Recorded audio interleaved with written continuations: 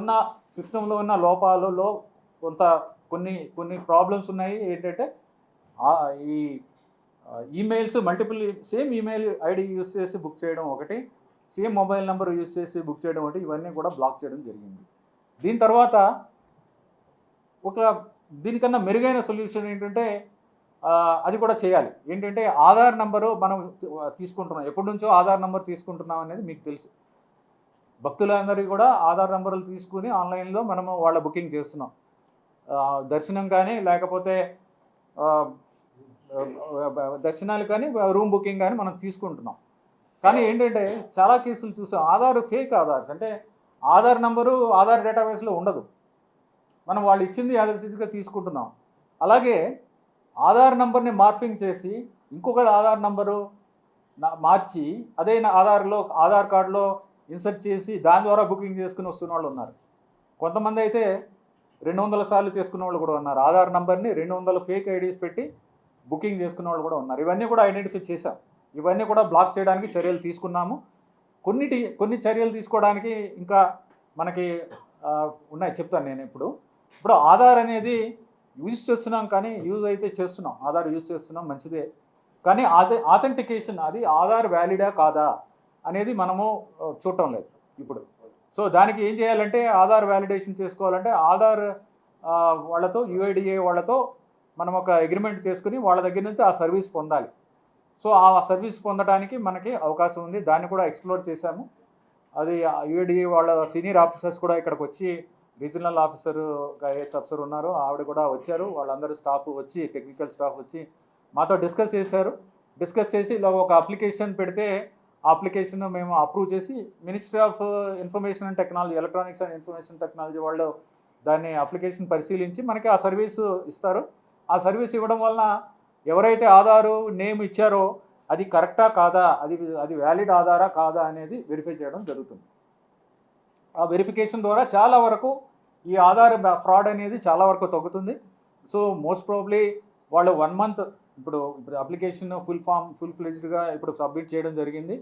నెలన్నరలో వాళ్ళు ఆ service provide చేస్తారని అనుకున్నాం. మేమైతే ఐటీ సైడ్ నుంచి మేమన్నీ కూడా రెడీగా పెట్టుకుని ఉన్నాం. ఐటీ సైడ్ నుంచి ఇవన్నీ కూడా యూజ్ చేసుకోవడానికి సిస్టమ్స్ అన్నీ రెడీగా ఉన్నాయి. ఆధార్ ఇచ్చినప్పుడు తప్పకుండా ఆధార్ కరెక్ట్గా ఉందా లేదా అనేది చూసుకుంటాం. దీనివల్ల చాలా వరకు తగ్గుతుంది. బట్ 100% ఫుల్ ప్రూఫ్ అని చెప్పలేము. 100% ఫుల్ ప్రూఫ్ చేయడం అంటే ఇప్పుడు ఎలా ఉంటుందంటే వైరస్ యాంటీవైరస్లా ఉంటుంది. వైరస్లు వస్తూ ఉంటాయి, యాంటీవైరస్ చూసుకుంటూ ఉండాలి. ఇది కూడా అలాంటిదే. బ్రోకర్లు చేసేది కూడా మా సిస్టంలో ఉన్న లోపాలను కనుక్కుంటారు. బట్ లోపాలను కనుక్కున్నప్పుడు ఏదో ఎక్స్ప్లాయిట్ చేయడానికి ట్రై చేస్తారు. ఏ విధంగా ఎక్స్ప్లాయిట్ చేస్తున్నారని చూసుకుని దాన్ని ప్లగ్ చేయడం. ఇప్పుడున్న ఏంటంటే బేసిక్ ఇష్యూస్లో కూడా మనము దాన్ని ప్రివెంట్ చేయలేకపోయాం అనేది, అది నిజంగా చాలా ఆశ్చర్యంగా ఉంది ఎందుకు చేయలేదనేది. దాని మీద కూడా చర్యలు తీసుకున్నాము. దాన్ని మేము కంప్లీట్గా ప్లగ్ చేయడానికి ఏదైతే అబ్జర్వ్ చేసామో వాటిని కంప్లీట్గా ప్లగ్ చేస్తామో. ఆధార్ ఒకటి, multiple use of mobile number ఒకటి, ఈమెయిల్ ఐడీస్ ఒకటి, అవన్నీ కూడా బ్లాక్ చేయడం జరిగింది. తర్వాత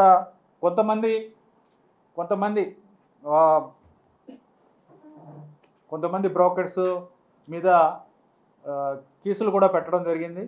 సో దానికి పోలీస్ సైడ్ నుంచి ఎప్పుడో పెట్టారు, 6 నెలలు అయింది, సంవత్సరం అయింది. పోలీస్ సైడ్ నుంచి ఏమీ చర్యలు తీసుకోలేదు. సో అది కూడా నెల రోజులు, ఆల్మోస్ట్ ఒక 4 వీక్స్ బ్యాక్ ఎస్పీ గారితో డిస్కస్ చేయడం జరిగింది. అంటే మీకు తెలిసిందే, రావడం ఖాయం. సో అలా ఉంది. అందుకనే ఇమ్మీడియట్గా దాన్ని మూసేయడం జరిగింది. తర్వాత ఇక్కడ ఒక విధమైన ఇది ఏంటంటే రెవెన్యూ ఇచ్చారు, రెవెన్యూ హైయెస్ట్ అన్నారు, అంతా బాగానే ఉంది. కానీ కలెక్షన్ వరకు వస్తే కలెక్షన్ అనే బాగుంది అంటే కలెక్షన్లో కూడా చాలా ఇబ్బందులు ఉన్నాయి. వీళ్ళు ఇవ్వటం లేదు. రెవెన్యూ పే చేయడం అనేది కొంత ఇబ్బందులు కనిపిస్తున్నాయి. ఎరియర్స్ చాలా ఉన్నాయి. మొన్న బాలాజీ భవన్ అనేది వాళ్ళ అసలు పేరు మీకు తెలిసిందే, అది ఆ బాలాజీ భవన్ అని ఇక్కడ పేరు పెట్టుకున్నారు. అది వాళ్ళది ఎరియర్స్ ఉన్నాయి, పే చేయట్లేదు, నోటీస్ ఇచ్చారు, ఎరియర్స్ ఇవ్వట్లేదు. సో దాంతో ఆ ఎరియర్స్ ఇవ్వకపోవడం వల్ల ఆ హోటల్ని, ఆ రెస్టారెంట్ కూడా మూసేయడం జరిగింది. ఎరియర్స్ నోటీస్ ఇచ్చిన తర్వాత కూడా రెస్పాండ్ అవ్వకుండా అలా ఉండడం, నడుపుతుంటే దాన్ని కూడా మూసేయడం జరిగింది. సో నేను అంటే ఒకటేంటంటే మళ్ళీ మీ ద్వారా నేను అందరికీ, ఎవరైతే రన్ చేస్తున్నారో క్యాంటీన్స్ అందరికీ కూడా సబ్ లీజింగ్ ఇవ్వకుండా మీరే రన్ చేయాలి. సబ్ లీజింగ్ అనేది కొంతమంది చేస్తున్నారు. బాలాజీది కూడా సబ్ లీజింగ్ అనేది తెలిసింది. సో సబ్ లీజింగ్ ఇవ్వడానికి అవకాశం లేదు. మీ పేరు మాత్రం దాని మీద ఉండాలి. మీరు క్వాలిటీ ఫుడ్ ఇవ్వాలి, శానిటేషన్ బాగుండాలి, భక్తులకు ఇబ్బంది ఉండకూడదు, రేట్లు కరెక్ట్గా ఉండాలి, తర్వాత ఫుడ్ తయారు చేసే విధానం కూడా కరెక్ట్గా ఉండాలి, టేస్ట్ ఉండాలి. సో అనేది చెప్పడం జరిగింది. తర్వాత next week Friday food safety అధికారులను కూడా పిలిచి మేము కూడా వాళ్ళతో ఒకసారి వాళ్ళకి ఏమేమి ఎక్స్పెక్ట్ చేస్తున్నామో మా సైడ్ నుంచి మేము ఏం చేయాలి, మీరు కూడా చేసుకోవాలి, మీరు మీ పని చేసుకోవాలి, మేము మా పని చేసుకుంటాం, మీరు ఏం చేయాలి, మా ఎక్స్పెక్టేషన్స్ ఉంటాయి. మా ఎక్స్పెక్టేషన్స్ అన్ని లెజిటిమేట్ ఎక్స్పెక్టేషన్సే. భక్తులకు ఇబ్బంది పడకూడదు, రాకూడదనే ఎక్స్పెక్టేషన్ తప్ప మాకు వేరే ఎక్స్పెక్టేషన్ ఏమీ లేదు. ఆ ఎక్స్పెక్టేషన్ ప్రకారం ఏం చేయాలి, నియమాలు ఏమున్నాయి, నియమాలు మీరు అర్థం చేసుకోండి, ఎలాంటి వ్యవస్థ మీరు ఏర్పాటు చేసుకోవాలి లోపల, ఇవన్నీ చెక్ చేసుకోవడానికి. ఫర్ ఎగ్జాంపుల్ మొన్న వెళ్తే అది స్టాండింగ్ ఎగ్జాంపుల్, ఎంతో దారుణమైన ఆ కిచెన్ అసలు చూసుకునే వాళ్ళు ఎవరు లేరు. కిచెన్ చూసుకునే వాళ్ళు ఒకళ్ళు ఉండాలి, కుక్సే కాదు, సూపర్వైజర్ స్టాఫ్ ఉండాలి, ఎక్కడ క్లీనింగ్ జరుగుతుందో చూసుకోవాలి. అది ఏంటంటే అది ఒక చెత్త వేసేసి దాని మధ్యలో వండుతున్నట్టుగా ఉంది. ఎనీవే అది అన్నిటికన్నా వరస్ట్ అది, అందుకనే దాన్ని చూస్ చేసుకుని వెళ్ళి ఇన్స్పెక్ట్ చేయడం జరిగింది. మిగిలిన దాంట్లో కొంతవరకు ఇబ్బందులు ఉన్నాయి, వాళ్ళు డెఫినెట్గా దాన్ని సరి చేసుకుంటారని ఆశిస్తున్నాము. సో తర్వాత కొత్త పాలసీ ఒకటే తీసుకురావాలి దీని మీద, అది కూడా చర్చిస్తున్నాము, అందరితోనే ఎక్స్పర్ట్స్తో కూడా చర్చిస్తున్నాము. కొత్త పాలసీ ఏంటంటే, కొత్త పాలసీలో క్వాలిటీకి రేటుకి మాకు రెవెన్యూ కూడా కావాలి, దాంతోపాటుగా క్వాలిటీ ఉండాలి. క్వాలిటీ జీరో, మనకి రెవెన్యూ హైయెస్ట్ ఉంటే లాభం లేదు. క్వాలిటీకి మాకు ఇది ఉండాలి, దానికి రెప్యూటెడ్ బ్రాండ్స్ ఉండాలి, రెప్యుటేషన్ ఉన్నవాళ్ళు ఉండాలి. ఇక్కడికి వచ్చి మేము ఏదో ఎక్స్పెరిమెంట్ చేస్తామంటే కుదరదు. ఇక్కడ మాకు ఎక్స్పెరిమెంట్ చేయడానికి ఇక్కడ తావులేదు. ఇక్కడ బ్రాండ్ ఉన్నవాళ్ళు రావాలి, మంచి క్వాలిటీ ఉండాలి, ఇమేజ్ ఉన్నవాళ్ళు రావాలి. అలాంటి వాళ్ళు ఉంటేనే ఈ ఎక్స్‌ప్లాయిటేషన్ చేయకుండా కరెక్ట్గా చేయగలరనేది మా ఉద్దేశం. దానికి వెయిటేజ్ ఇస్తూ at that same time revenue కూడా వెయిటేజ్ ఇస్తూ ఒక వ్యవస్థ తీసుకురావాలని ఒక ఎక్సర్సైజ్ చేస్తున్నాము. ఆ వ్యవస్థ ద్వారా డెఫినెట్గా దీనికి ఉన్న సమస్యల్ని మేము ఒక చెక్ పెడతామని ఆశిస్తున్నాం. మీ సహకారాలు కూడా, మీ సజెషన్స్ కూడా, దానికి సలహాలు కూడా కావాలి. అదొకటి. తర్వాత ఈ ఇప్పుడు సర్వదర్శనం అంటే మేము మిగిలినవన్నీ ప్లాన్డ్ అండ్ అన్‌ప్లాన్డ్ దర్శనాలు ఉంటాయి. అంటే ప్లాన్ చేసుకుని ఆన్‌లైన్‌లో బుకింగ్ చేసుకుని వచ్చేవాళ్ళు, లేకపోతే డైరెక్ట్గా వచ్చేవాళ్ళు కొంతమంది ఉంటారు. డైరెక్ట్గా వచ్చేవాళ్ళకి ఇష్యూ ఏంటంటే వాళ్ళకి టికెట్స్ అన్ని టికెట్స్ ఇవ్వడానికి అవకాశం ఉండదు. ఒక 24 అవర్స్కి మనం టికెట్స్ ఇస్తున్నాం. అది నుంచి ఇక్కడ ఉన్నారు, ఇవన్నీ రిఫార్మ్స్ అన్నీ చూశారు, ఏమి వ్యవస్థలో ఉన్న లోపాలన్నీ కూడా మీరు చూశారు, మీరు అందరూ చెప్పగలరు, మీతో కూడా నేను చర్చిస్తాను. సో లడ్డూకి సంబంధించింది అది. సో చేయగలిగినంత లడ్డూలో ఘీ క్వాలిటీ కొంతవరకు ఇంప్రూవ్ అయింది. మేము బ్లాక్మెయిల్ చేస్తామని చెప్పిన తర్వాత సప్లయర్స్కి కొంతవరకు ఇంప్రూవ్ అయ్యింది. డెఫినెట్గా ఆ క్వాలిటీ, బెస్ట్ క్వాలిటీ రావాలి అనేది మా ఉద్దేశం. ఇంప్రూవ్ అయితే సరిపోదు, బెస్ట్ క్వాలిటీ రావాలి, వస్తుంది కూడా. డెఫినెట్గా నాకు నమ్మకం ఉంది. భగవంతుడి దయతో, స్వామివారి ఆశీస్సులతో డెఫినెట్గా ఆ లడ్డు క్వాలిటీని డెఫినెట్గా ఇంతకుముందు ఎలా ఉండేదో సిరిపట్టి లడ్డూకున్న ఆ ప్రత్యేకత ఏదైతే ఉందో అది తీసుకొస్తానని కూడా మీకు తెలియజేస్తున్నాం. తర్వాత ప్రొక్యూర్మెంట్ జరుగుతుంది. ఇంత పెద్ద ప్రొక్యూర్మెంట్, 500 కోట్ల ప్రొక్యూర్మెంట్ జరుగుతుంది ఇక్కడ సంవత్సరానికి. ఇంకా ఎక్కువే ఉంటుంది, సుమారుగా చెప్తున్నాను. 500 కోట్ల ప్రొక్యూర్మెంట్, దాంట్లో 250 కోట్లు అది ఘీదే ఉంటుంది. సో ఇంత పెద్ద ప్రొక్యూర్మెంట్ చేసినప్పుడు, స్వామివారి ప్రసాదాలకి వాడుతున్నప్పుడు ఇక్కడ ఒక మంచి ల్యాబొరేటరీ వ్యవస్థ ఉండాలి. ఇది ఒక శాంపుల్ తీసుకుని ల్యాబొరేటరీకి పంపించి నేను ల్యాబొరేటరీ నుంచి రిపోర్ట్ వచ్చిన తర్వాత నేను నా పనులు చేసుకుంటానంటే కుదరదు. ఇక్కడ స్వామివారికి తిరుపతి కొండ మీదే, తిరుమల కొండ మీదే ఇక్కడ తప్పకుండా ఒక వ్యవస్థ ఉండాలి, ల్యాబొరేటరీ వ్యవస్థ ఉండాలి. ఉన్న వ్యవస్థ సరిపోదు. ఒక ల్యాబొరేటరీ ఉంది, అది ల్యాబొరేటరీ సరిపోదు. అందుకని ఈ ల్యాబొరేటరీస్ ఎస్టాబ్లిష్ చేయడానికి ఎఫ్ఎస్ఎస్ఐ, ఇప్పుడు ఎఫ్ఎస్ఎస్ఐ అనేది ఒక ఈ ఫుడ్ స్టాండర్డ్స్ని నిర్దేశించే ఒక సంస్థ, నేషనల్ లెవెల్లో ఒక సంస్థ ఉంది. ఆ సిఇఓ గారు కూడా లక్కీలీ మన తెలుగువారు. సో ఆయనతో కూడా చర్చించి ఈ సమస్య మాకు ఉంది, దీన్ని ఎలాగ పరిష్కరించాలంటే మేము ఎఫ్ఎస్ఎస్ఐ ల్యాబు, దీనికి మా తరపు నుంచి ఆ కేంద్ర సంస్థ ఏదైతే ఉందో, కేంద్ర ప్రభుత్వ సంస్థ ఏదైతే ఉందో ఆ సంస్థ నుంచి ఇక్కడ ఒక ల్యాబ్ని ఎక్స్క్లూజివ్గా వాళ్ళ స్టాఫ్తో రన్ చేస్తాము, పెడతాము. అన్నీ మీకు ఏమేమి టెస్టులు కావాలో మంచి పదార్థాలు, మంచి క్వాలిటీ ఇంగ్రీడియంట్స్ వాడి ప్రసాదాలు తయారు చేయడానికి, లేకపోతే మీకు కావాల్సిన టెస్టులన్నీ కూడా ఇక్కడ చేస్తాము. మంచి క్వాలిటీ టెస్టులు అన్నీ కూడా ఏమేమి కావాలో అవన్నీ కూడా లేటెస్ట్ టెస్ట్ చేస్తాము అని చెప్పడం జరిగింది. సో ఆ తర్వాత ఎఫ్ఎస్ఎస్ఐ వాళ్ళు కూడా state level state food safety వాళ్ళు కూడా ఒక మొబైల్ ఎఫ్ఎస్ఎస్ఐ ల్యాబ్ కూడా రీసెంట్గా దాన్ని ఒకటి పెట్టడం జరిగింది. దాంట్లో 80 రకాల టెస్టులు ఇక్కడ చేస్తాం. ఈ ఎఫ్ఎస్ఎస్ఐ ల్యాబ్ ద్వారా 80 రకాల టెస్టులు చేస్తాము. తర్వాత ఈ గీ టెస్టింగ్కి కొన్ని ముఖ్యమైన టెస్టులు చేయడానికి ఇక్కడ మరి ఎప్పుడో ఏర్పాటు చేయాల్సింది, మరి ఎందుకు చేయాలో తెలీదు. అంటే అడల్టరేషన్ లేకుండా ఉండాలంటే ఏమేమి టెస్టులు, లేని పదార్థాలు ఇస్తున్నారో లేదా చూసుకోవడానికి కావాల్సిన టెస్టులు ఏమైతే ఉన్నాయో అవన్నీ కూడా చేయడానికి ఇక్కడ చేయాల్సిన అవసరం ఉంది. దానికి కూడా చర్యలు తీసుకుంటున్నాము. ఎఫ్ఎస్ఎస్ఐ నుంచి కూడా వాళ్ళు టెస్టింగ్ ల్యాబ్స్ పెడతారు. దాంతోపాటుగా మనకున్న ల్యాబ్ ఉంది కాబట్టి మనం కూడా దాన్ని స్ట్రెంథన్ చేసుకోవడానికి కూడా అవకాశం ఉంది. అది కూడా చేస్తాము. తర్వాత ఐటమ్స్, క్వాలిటీ ఫుడ్ ఐటమ్స్ ఏవైతే ఉన్నాయో ఆహార పదార్థాలు మనం ప్రొక్యూర్ చేస్తున్నాము. వాటిని అన్నప్రసాదాల కోసం వాడుతున్నాము, స్వామివారికి ప్రసాదాలు తయారు చేయడానికి వాడుతున్నాము, లడ్డూలు తయారు చేయడానికి వాడుతున్నాము. వీటన్నిటి కూడా స్పెసిఫికేషన్స్ కూడా అబ్జర్వ్ చేస్తే ఎఫ్ఎస్ఎస్ఐ వాళ్ళతో కూడా ప్రిలిమినరీగా డిస్కస్ చేస్తే ఈ స్పెసిఫికేషన్స్ పాత ఎప్పుడో ఉన్న ఈ స్పెసిఫికేషన్స్ సరిపోవు, ఈ స్పెసిఫికేషన్స్ ఇంప్రూవ్ చేయాలి, ఈ స్పెసిఫికేషన్స్ ఇంప్రూవ్ చేసి దాని ప్రకారం కూడా టెస్టింగ్ స్టాండర్డ్స్ కూడా ఇంప్రూవ్ చేయాలి. అంటే మనం స్పెసిఫై చేసి దాన్ని టెస్టింగ్ చేయగలిగితేనే మనకు క్వాలిటీ వస్తుంది.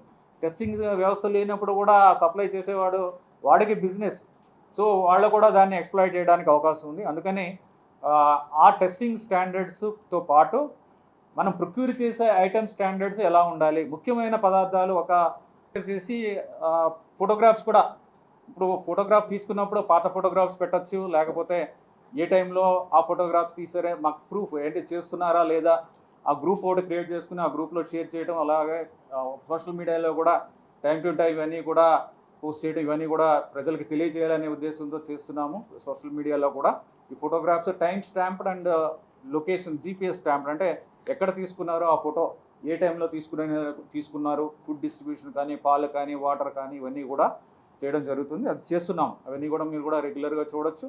దీంట్లో కూడా ఏమన్నా మీ సలహాలు సూచనలు ఏమన్నా ఉంటే మాకు తెలియచేయండి.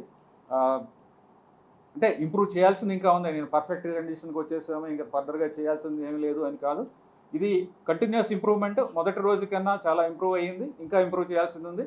డెఫినెట్గా మీరు సజెషన్స్ ఇవ్వండి. ఎక్కడన్నా లోపం ఉంటే మాకు చెప్తే ఇమీడియట్గా దాన్ని సరి చేసుకుంటాం. తర్వాత క్యూ లైన్స్, దానికి ఇప్పుడు నారాయణగిరి కాంప్లెక్స్ దగ్గర ఆ షెడ్స్ పక్కన ఒక వేకెంట్ అంటే క్యూ లైన్ ఒకటి పోతుంది. అది దాన్ని కూడా ఒక వెయిటింగ్ ప్లేస్ కింద చేసుకుంటే ఎడిషనల్గా ఒక 5-6 వేల మంది అక్కడ ఉండడానికి అవకాశం ఉంది, అక్కడ కూర్చోవడానికి అవకాశం ఉంది వెయిటింగ్ పీరియడ్లో. అది కూడా రెడీ చేసాము. అది కూడా ఎక్కువగా వచ్చినప్పుడు, క్రౌడ్ ఎక్కువైనప్పుడు, మనకి ఎక్కువగా భక్తులు వచ్చినప్పుడు నంబరు సర్వదర్శనాని కోసం వాళ్ళందరినీ కూడా మనము దాంట్లో వెయిట్ చేయించడానికి అవకాశం ఉంటుంది. తద్వారా వాళ్ళు ఎక్కువగా లైన్లో నుంచుని ఇబ్బంది పడే అవసరం లేకుండా చేయాలనేది మా ఉద్దేశం. అదొకటి ఇంపార్టెంట్ విషయం. తర్వాత అన్నప్రసాదం కాంప్లెక్స్ ఉంది, తరిగొండ వెంగమాంబ అన్నప్రసాదం కాంప్లెక్స్ ఏదైతే ఉందో, అన్నప్రసాదం కాంప్లెక్స్లో రోజు మొత్తం మీద మనకి రోజుకి 2 లక్షల మందికి, అంటే బ్రేక్ఫాస్టు, డిన్నరు, లంచ్ మొత్తం 3 కలిపి సుమారుగా 2 లక్షల మందికి ఇస్తాము. అంటే over a period of time ఇది నంబర్ పెరిగింది. అంటే ఇనీషియల్గా ఒక 15 ఇయర్స్ బ్యాక్, 20 ఇయర్స్ బ్యాక్ 2000 నుంచి ఈ నెంబర్కి వచ్చింది. సో అందరికి కూడా చేయడం అనేది చాలా పెద్ద స్కేల్. ఎక్కడ కూడా చాలా తక్కువ ప్రాంతాల్లో మాత్రమే ఇలాంటి స్కేల్లో ఇంతమందికి చేయడం జరుగుతుంది. కానీ దీంట్లో ఏంటంటే మొదటి రోజు వెళ్ళి నేను కూడా స్వయంగా భోజనం చేసినప్పుడు దాంట్లో కూడా చాలా ఇష్యూస్ కనిపించాయి. అంటే మొదటిగా క్వాలిటీ ఫుడ్, రైస్ క్వాలిటీ కానీ, అంటే అన్నం వండటంలో కానీ అన్నం క్వాలిటీ కానీ, లేకపోతే సాంబారు లేదా కూరలు, తర్వాత ఇచ్చే మజ్జిగ, తర్వాత స్వీట్ అనేది అది కూడా ఆ క్వాలిటీలో కూడా లోపాలు గ్రహించాము. తర్వాత అధికారులతో చర్చిస్తే ఆ ఇన్ఛార్జ్ అధికారులు, డిప్యూటీ ఈఓస్ అందరితో కూడా, స్టాఫ్ అందరితో, కుక్స్తో చర్చిస్తే అందరూ కూడా కొన్ని ఇష్యూస్ చెప్పారు. అంటే క్వాలిటీ ఆఫ్ రా మెటీరియల్ ఏదైతే వస్తుందో అదొకటి. బెల్లం అనేది అప్పటికే 15 రోజుల నుంచి నెల రోజుల దాకా నుంచి ముందు బెల్లం రావడం లేదు, చక్కెర పొంగలి చేయడానికి వీలు పడటం లేదు. అందుకని ఏదో ఆల్టర్నేట్గా సంథింగ్ ఏదో ఒకటి చేసి ఇచ్చేస్తున్నాము అనేది ఒకటి. మజ్జిగ అనేది పుల్లగా ఉంది, బాగా పుల్లగా ఉంది. ఎందుకు అంటే అది ఓకే, దాని పుల్లగా ఉండడానికి ఏంటంటే మజ్జిగ పొరిగి తోడు పెట్టుకున్న తర్వాత తోడు పెట్టాక అది ఎక్కువ టైం ఉంటే అది ఎలాగ పుల్లగా అవుతుంది. సో అది కూడా దాని మీద ఏం చేస్తే బాగుంటుంది అనేది కూడా ఆలోచించి దాన్ని కరెక్ట్ టైంకి తోడు పెట్టుకోవడం, అది చేయడం, ఇలాగా అన్ని విషయాల్లోనే చూసి quality of the raw material అంటే రైస్ క్వాలిటీ అప్పుడప్పుడు మంచి క్వాలిటీ రైస్ రావడం లేదు. రాకపోతే ప్రొక్యూర్మెంట్ వాళ్ళతో కూడా చర్చించి రైస్ క్వాలిటీ ఇంప్రూవ్ చేయడానికి ఏం చేయాలి, ఎందుకు రావడం లేదు, స్పెసిఫికేషన్ ప్రకారం ఎందుకు రావడం లేదు, స్టాండర్డ్ లేనప్పుడు సబ్స్టాండర్డ్ ఫుడ్ ఐటమ్స్ వచ్చినప్పుడు ఎందుకు యాక్సెప్ట్ చేయాలని చెప్పి వాళ్ళకి సప్లయర్స్ కూడా చెప్పి అది కూడా ఇంప్రూవ్ చేయడం జరిగింది. నూకలు ఉన్నది వస్తుంది అనేది, నూకలు ఎక్కువగా ఉన్నది వస్తుంది అప్పుడప్పుడు అనేది దాని మీద కంప్లైంట్ చేయడం జరిగింది ప్రొక్యూర్మెంట్ ఆఫీసర్స్. అలాంటివి లేకుండా చర్యలు తీసుకోవడానికి ఆదేశాలు. ఓం నమో వెంకటేశాయ. ఈనాటి సమావేశానికి విచ్చేసిన ప్రింట్ అండ్ ఎలక్ట్రానిక్ మీడియా మిత్రులందరికీ కూడా ధన్యవాదాలు తెలియజేస్తున్నాను. నేను ఈవోగా ఛార్జ్ తీసుకుని సుమారుగా నెల రోజులు అయింది. ఈ నెల రోజుల్లో మీరందరూ కూడా ఎన్నో సహకారాలు అందించారు. మీ కోఆపరేషన్తో చాలా ఇంప్రూవ్మెంట్స్ చేయడం జరిగింది. నేను ఛార్జ్ తీసుకునేటప్పుడు గౌరవ ముఖ్యమంత్రి గారిని కాల్ ఆన్ చేసినప్పుడు ఆయన కొన్ని ఇంపార్టెంట్ విషయాలు చెప్పారు. ఏమిటంటే వ్యవస్థలో ఇక్కడ చాలా లోపాలు ఉన్నాయి, దానివలన సామాన్య భక్తులు ఇబ్బందులు పడుతున్నారు. సర్వదర్శనానికి వచ్చిన భక్తులకి సరైన సదుపాయాలు లేవు, సరైన ఆహారం అందించే వ్యవస్థ లేదు. చిన్నపిల్లలకి ఇంతకుముందు పాలు రెగ్యులర్గా ఇచ్చేవారు, ఆ వ్యవస్థ లేదు. అలాగే రెగ్యులర్గా ఒక్కొక్కసారి రద్దీ ఉన్నప్పుడు, ఎక్కువగా జనం వచ్చినప్పుడు, మన పిల్గ్రిమ్స్ వచ్చినప్పుడు భక్తులు దర్శనానికి ఎస్పెషలీ వీకెండ్స్లో మనకి వెయిటింగ్ టైము ఎక్కువ ఉంటుంది. ఆ టైంలో క్యూలో ఉంటారు కాబట్టి వాళ్ళందరినీ జాగ్రత్తగా ఇబ్బంది లేకుండా చూసుకోవాల్సిన బాధ్యత మనది. దాంట్లో కూడా లోపాలు ఉన్నాయి. ఇంతమంది వచ్చినప్పుడు తిరుమల కొండ మీద మనకి భక్తులకు ఇబ్బంది లేకుండా శానిటేషన్ వ్యవస్థ అనేది కరెక్ట్గా ఉండాలి, దాంట్లో కూడా లోపాలు ఉన్నాయి. తర్వాత స్వామివారికి అందించే ప్రసాదాల్లో కూడా క్వాలిటీలో కూడా లోపాలు కనిపిస్తున్నాయి. ఇంతకుముందు లడ్డూ క్వాలిటీ తిరుమల కొండకి ఈ స్వామివారి ఆలయంలో మనం ఇచ్చే లడ్డు ప్రసాదం ఏదైతే ఉందో దానికి ఇంటర్నేషనల్ ఫేమ్ ఉంది, ఇంటర్నేషనల్గా రెప్యుటేషన్ ఉంది. తిరుపతి వచ్చిన వాళ్ళు, తిరుమల స్వామివారి దర్శనానికి వచ్చిన వాళ్ళకి ఇది దర్శనం ఎంత ముఖ్యమో ఈ లడ్డు ప్రసాదం కూడా తీసుకోవడం అంతే ముఖ్యం. సో అలాంటిది ఆ క్వాలిటీ అనేది ఇంత ముందులాగా ఉండటం లేదు. టేస్ట్ కానీ లేకపోతే ఆ ఎరోమా అంటారు, ఆ స్మెల్ కానీ, దానికి ఒక యూనిక్ క్వాలిటీ ఉంది. దీనికి పేటెంట్ ఒకటి ఉన్నదనే విషయం మీ అందరికీ కూడా తెలిసిందే. దీనికి ఒక పేటెంట్ ఉంది. జిఐ ఇండికేటర్, జియోగ్రాఫికల్ ఇండికేషన్ కింద దీనికి ఒక రిజిస్ట్రేషన్ కూడా ఉంది, అదంతా మీకు తెలిసిందే. సో అనేది కూడా ఆ లడ్డు క్వాలిటీ విషయం కూడా నాకు చెప్పడం జరిగింది.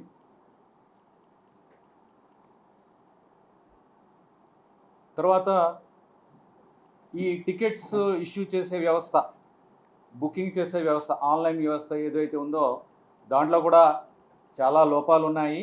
దాంట్లో ఎవరైతే భక్తులు కాకుండా దర్శనం చేసుకుందామని కాకుండా మిడిల్ మెన్ లేకపోతే బ్రోకర్స్ ఎంటర్ అవ్వడానికి స్కోప్ ఇచ్చినట్టుగా కనిపిస్తుంది ఈ వ్యవస్థలో. దాంట్లో చాలా లోపాలు ఉన్నాయి. చాలామంది కూడా దాన్ని ఎక్స్ప్లాయిట్ చేసి, ఈ వ్యవస్థలో ఐటీ వ్యవస్థలో ఉన్న లోపాలు ఎక్స్ప్లాయిట్ చేసి చాలామంది అనాథరైజ్డ్గా టికెట్లు పొందడం, ఇక్కడికి రావడానికి ట్రై చేయడం, ఇదంతా కూడా జరుగుతుంది. అలా జరగడానికి వీల్లేదు అని ఇలాంటి విషయాల మీద చెప్పారు. అలాగే ఈ ఆలయానికి ఒక పవిత్రత ఉంది. చాలా పవిత్రమైన దేవాలయం, పవిత్రమైన క్షేత్రం. దీనికి ఉన్న శాంక్టిటీని కాపాడాలి.